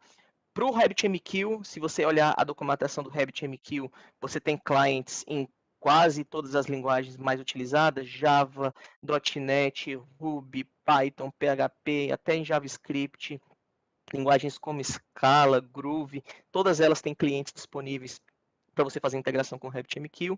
E em relação ao Keycloak, ele é uma casca, na verdade, de um protocolo AUF2 que baseia-se também em uma série de APIs REST para você requisitar token, receber token, fazer refresh de token. E então, basicamente, você tem as capacidades, algumas de forma mais simplória e a depender da sua linguagem de programação, um pouco mais tricky, um pouco mais uma necessidade maior de desenvolvimento em baixo nível, de forma que você consiga fazer, mas não há impedimentos, e a gente tomou todo esse cuidado durante o processo de desenvolvimento e definição da arquitetura. Uma da pergunta, a última pergunta, uma pergunta do Flávio é bem interessante. Flávio Henrique, do TJDFT, parceiro de longa data, trabalha com a gente já há bastante tempo. E acho que ela pode ser respondida também de uma forma mais simplificada. No serviço de notificações, como é que vai se dar essa questão, principalmente nos webhooks, para tratamento dos erros, tanto no lançamento das mensagens, como nas indisponibilidades eventuais dos webhooks? Como é que vai ser o tratamento, principalmente da ótica de quem está desenvolvendo, de quem está acompanhando essas mensagens, essas filas, de forma que ele consiga trabalhar, corrigir, recuperar e reutilizar as mensagens de forma que elas não se percam. É o grande medo do assíncrono, né? Quando a gente sai da metodologia síncrona para o assíncrono, a gente tem medo de duas coisas, da transação e da perda da informação. Então, como é que isso está sendo pensado? Essa é como o Thiago acabou de mencionar, né? É uma das preocupações naturais, né? E uma das questões, uma das premissas de um serviço de notificação, né? A robustez, a sua capacidade de se recuperar de forma graciosa de eventuais indisponibilidades, erros de conexão de rede ou qualquer outro tipo de problema na hora da entrega da mensagem assíncrona por meio da chamada do webhook. No caso do serviço de notificações do CNJ, nós implementamos da seguinte maneira: o sistema ele tenta fazer a entrega e caso haja algum retorno de código de erro no status HTTP da requisição, qualquer um da faixa dos erros 500, da faixa dos códigos 500 a 600, né? O sistema ele tenta novamente fazer a entrega uma certa quantidade de vezes e além disso ele tenta também, se porventura após uma pequena quantidade de tentativas num curto espaço de tempo não há uma recuperação natural, uma entrega daquela informação, a gente tenta, num segundo momento, com um tempo entre as tentativas maior, né? Se porventura chegarmos à situação limite, né, de toda essa estratégia de fallback não funcionar, essa mensagem ela ficará disponibilizada no dashboard para o administrador do tribunal, para os usuários do tribunal que tenham esse perfil de administração junto ao serviço de notificação, para que eles possam ter acesso a todas as mensagens e o conteúdo delas com os metadados, o objeto JSON na sua integralidade, enfim, tudo que porventura não tenha sido entregue e com a respectiva mensagem de erro que foi retornada pelo servidor que hospedava aquele webhook, aquele endpoint, no momento da tentativa de comunicação falhada, né? Então, essa é a ideia. Não tem como garantir que o webhook que foi configurado pelo tribunal esteja no ar o tempo inteiro. Então, o sistema vai tentar se recuperar dessa situação, fazendo novas tentativas de entrega a partir de um conjunto de parâmetros temporais, né? E se não houver jeito, essa informação ficará disponível para verificação e análise posterior do tribunal. Dentro dessa mesma linha, o André Carlo Magno pergunta se dentro do cluster, né, dentro da nuvem da PDPJ, por assim dizer, a comunicação só se dará de forma síncrona ou se há outra estratégia pensada. Como a gente mencionou mais cedo, né, você tem a comunicação síncrona, que é a chamada direta de API REST, diretamente aos back-ends dos serviços, né? Ou você tem a troca de mensagens assíncronas, né? principalmente com relação aos eventos que são lançados por esses serviços negociais da PDPJ e que o sistema da conta do tribunal deseja consumir, deseja ser notificado para poder tratar. Então, temos essas duas maneiras de comunicação, tanto síncrona quanto assíncrona. O Theo Franco pergunta se os serviços da PDPJ devem ser disponibilizados todos na nuvem do CNJ, ou se os serviços poderiam estar espalhados. A definição inicial tomada, essa é uma questão que já foi suscitada algumas vezes, né? Inclusive discussões internas do CNJ, mas a solução deve ser hospedada, sim, na nuvem única mantida pelo CNJ para que fique, né, na estrutura da PDPJ. Pergunta do Márcio Vieira dos Santos. Por que a gente tomou por definição, e acho que essa também possa ajudar para o senhor ter um tempinho aí também para respirar. Por que a gente tem utilizado o Keycloak como um provider de SSO, um provider de OAuth 2, e não partimos direto para integração para mecanismos como o GovBR? E aqui, Márcio, foi o Márcio Vieira dos Santos.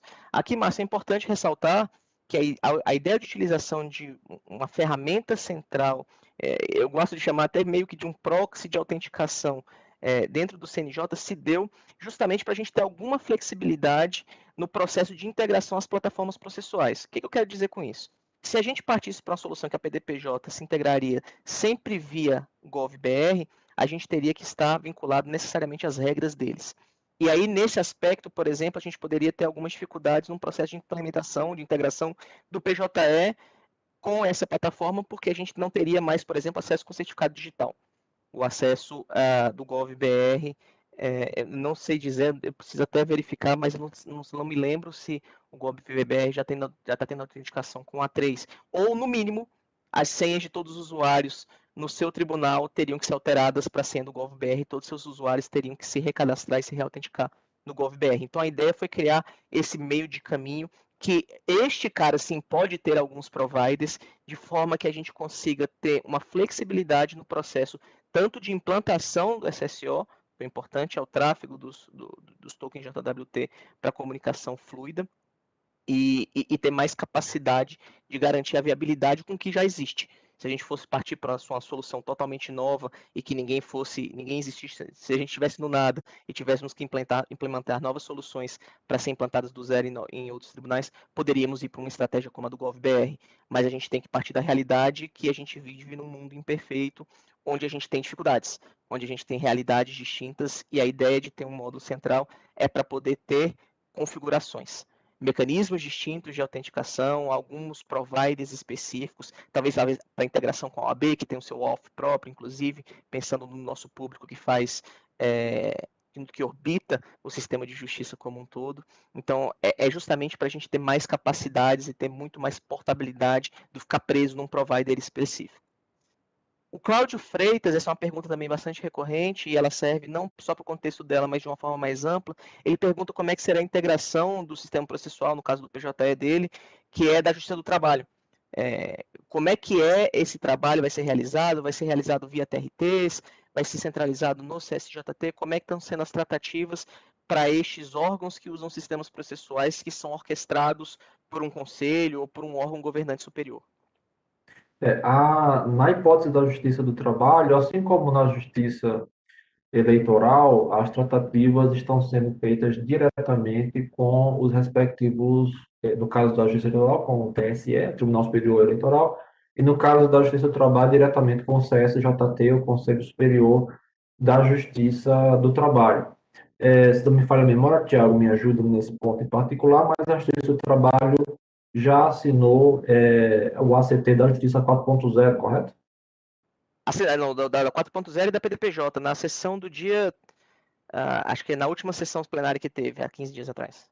Perfeito. Então, a Justiça do Trabalho como um todo, né, já aderiu formalmente à PDPJ e os próximos passos serão justamente, e aí, obviamente, o CSJT pode indicar equipes dos diversos tribunais, né, existem A Justiça do Trabalho é uma justiça muito eficiente, com equipes técnicas muito boas, nível de excelência, né? Assim como os outros ramos da justiça, mas eu falo da Justiça do Trabalho porque eu fui servidor da Justiça do Trabalho, posso falar mais diretamente, né, da experiência que eu tive. E com certeza a Justiça do Trabalho ela contribui de forma fenomenal com ao desenvolvimento e evolução dos serviços da PDPJ, mas se tratará diretamente com o Conselho. As perguntas não param. A pergunta 10. O serviço de cabeçalho de processual, de consulta lá, o cabeçalho processual, ele já está disponível em produção? Ele já está disponível em produção. Em princípio, a ideia é que ele seja alimentado pelos sistemas judiciais da ponta, né? Que eles possam consumir e alimentar o serviço de cabeçalho processual, mas nesse primeiro momento, não havendo a informação na base de dados local do serviço, ele obtém e devolve para o usuário os dados que constam daquele processo na base do DataJude, que é uma base alimentada pelos tribunais mensalmente, né, com todos os processos do Brasil, né? Então, é possível dizer que, a despeito de ainda não termos tribunais fazendo essa integração direta com o serviço de cabeçalho, ele já possui as informações que já são mensalmente encaminhadas pelos tribunais ao DataJude. Obviamente, como é um serviço autenticado, ele faz o controle do nível de acesso, a partir do nível de acesso informado pelo tribunal, para assim garantir que os processos em segredo de justiça e os processos sigilosos, principalmente nos níveis 3, 4 e 5, fiquem resguardados. Mas sim, em suma, respondendo, já está em produção. Tentar mais 3 perguntinhas aqui para ver se a gente consegue fechar até às 16 horas. Pergunta de mais de uma pessoa aqui, e uma delas é o Laureano, colega de longa data aí do TRF da Quinta Região, trabalha com a gente já há bastante tempo, parceiro nessa jornada de processo eletrônico, é onde entra o Synapse e o Codex nisso tudo, como que o Synapse e o Codex se acoplam, se integram, onde é que elas entram, onde elas se encaixam na PDPJ? O Synapses e o Codex são serviços, eu não chamaria propriamente de estruturantes, mas eles são serviços hospedados na PDPJ, à disposição do consumo pelos tribunais e do uso pelos tribunais. Em particular, o Codex, ele é uma solução que precisa ser instalada na infraestrutura dos tribunais, para poder realizar a extração de informações para a alimentação do Data Lake, mantido pelo Conselho Nacional de Justiça, e o Synapses, que é uma das soluções que consomem os dados desse Data Lake, realiza o treinamento e hospedagem de modelos de inteligência artificial e machine learning para o uso dos demais serviços da PDPJ e dos sistemas de processo judicial eletrônica da ponta. Então, em suma, são 2 módulos da PDPJ. O Márcio Jesus pergunta aqui, eu estava buscando a pergunta dele aqui para ser fiel na pergunta dele. Ele fala que hoje no código do PJE existem divisões de pacotes internas, mas está tudo muito acoplado. Se existe alguma expectativa de criar componentes por responsabilidades na PDPJ aliada a microserviços, considerando o que é de justiça especial, o que é de justiça comum e o que vale para todas as justiças. Essa é a filosofia, sim, a resposta em suma é sim, mas essa é a filosofia que já vigorava na gestão anterior do ministro Dias Toffoli, em que havíamos o cenário do Sistema Único, né, do PJE, e permanece agora com a mudança, né, da PDPJ, esse aspecto não mudou, né? Independentemente de estarmos falando de PDPJ ou não, com relação ao PJE, a intenção era e continua sendo, digamos assim, o estrangulamento do código monolítico que compõe o PJE, que é aquele todo grande, né? Em pequenas funcionalidades que serão transformadas em microserviços hospedados na PDPJ para consumo dos diversos PJEs espalhados pelo Brasil em cada um dos tribunais. O Rodrigo Raimundo pergunta aqui sobre requisitos não funcionais, principalmente relacionados ao consumo de rede, CPU, memória. Como é que a gente vai fazer o controle disso, escalonamento automático, horizontal e vertical dessas aplicações, para que na nossa responsabilidade e sustentabilidade, já que a nuvem será provida do CNJ, a gente garanta bons tempos de resposta, boa disponibilidade de todos esses serviços. E já casando, ele tem uma segunda pergunta que já pode ser aproveitado, que ele pergunta assim, sobre as bases de dados dessas aplicações, se elas vão estar restritas ao próprio serviço, ou vai ser um grande banco com essas bases compartilhadas, com usuários de banco compartilhados, de forma que você pudesse, com um usuário, sem passar pelas APIs ou pelas mensagens, chegar a informações de outros serviços. Eu vou responder primeiro essa, depois a outra. Considerando a arquitetura voltada a microserviços, o que nós devemos ter é uma base por serviço. Faz parte da arquitetura, faz parte desse modo de pensar as aplicações, né?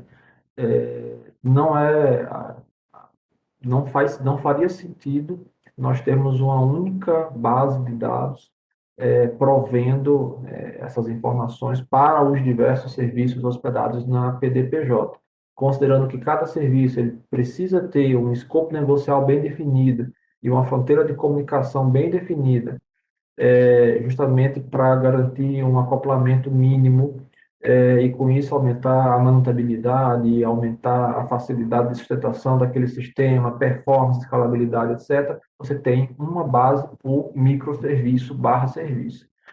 Com relação às questões de performance, todas as aplicações hoje hospedadas na PDPJ, todas as que já estão e todas as que irão estar hospedadas na PDPJ, elas são executadas na forma de containers, né? Hoje nós utilizamos o Docker, então essas aplicações elas estão em clusters Kubernetes instalados na infraestrutura da AWS, de tal maneira que já existe uma configuração prévia para que essas aplicações elas estejam num ambiente de alta disponibilidade, DHA, né? Com a possibilidade de se configurar por aplicação os mecanismos naturais à disposição do Kubernetes e do Rancher em particular, que é a aplicação open source de orquestração de containers que o CNJ se utiliza, né? Para a configuração dos mecanismos de auto-scale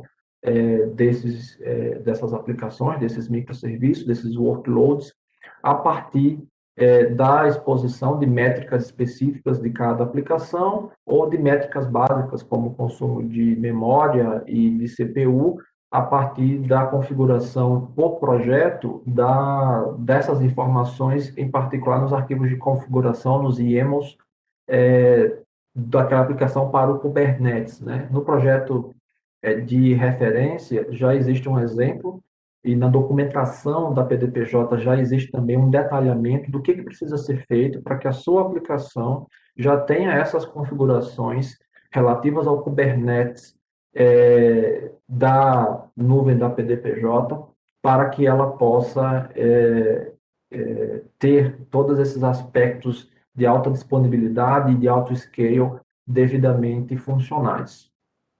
E aí, só complementando, tem outras perguntas relacionadas ao controle da segurança, das senhas, das credenciais, para tudo isso, para Rabbit, para essas credenciais de banco. É importante voltar ao que eu disse anteriormente, em todos esses projetos a gente tem a figura do mentor técnico, que é essa ponte.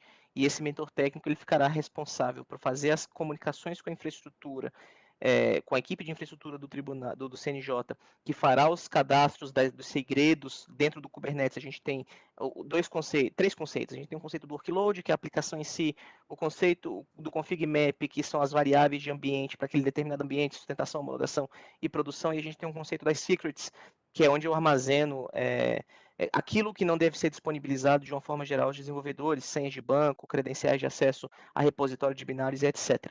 Então, dentro desse processo de trabalho que já está estabelecido, o mentor técnico fará solicitações às equipes de infraestrutura, que tem a responsabilidade e as credenciais para a criação desses repositórios e criação das credenciais para esses serviços, a infraestrutura criará as secrets dentro do ambiente Kubernetes e repassará às equipes de desenvolvimento só para organização final, para a equipe de DevOps, só para a organização final das variáveis de ambiente, desses config maps para essas aplicações. Então, principalmente nos ambientes produtivos, que é a principal preocupação, as equipes de desenvolvimento nunca terão contato às credenciais de aplicação de produção. Você vai fazer a requisição via mentor técnico, o mentor técnico vai pedir essa infraestrutura que criará a secret para aquele determinado projeto e a gente trabalha partindo da premissa da secret. A gente tem uma variável em mãos sem saber necessariamente qual valor que ela está imbuído.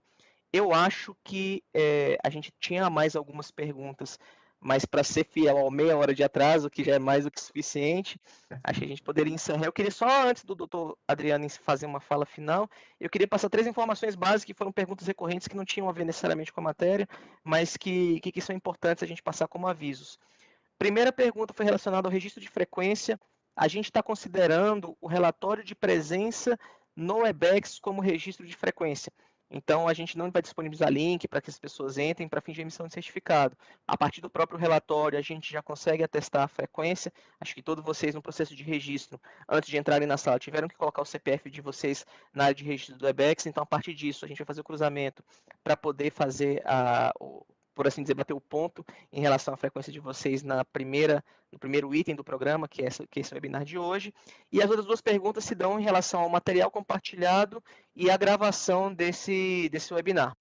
Sobre o material, ao fim desse evento, a gente vai entrar em contato com a equipe da organização do evento para que seja disparado um e-mail para todos os participantes com esse PowerPoint compartilhado ou um link para acesso, se a gente compartilhá-lo num link de compartilhamento. E sobre a gravação, a gente já estava transmitindo o evento de forma simultânea no nosso canal do YouTube, no cnjusbr/user/cnj.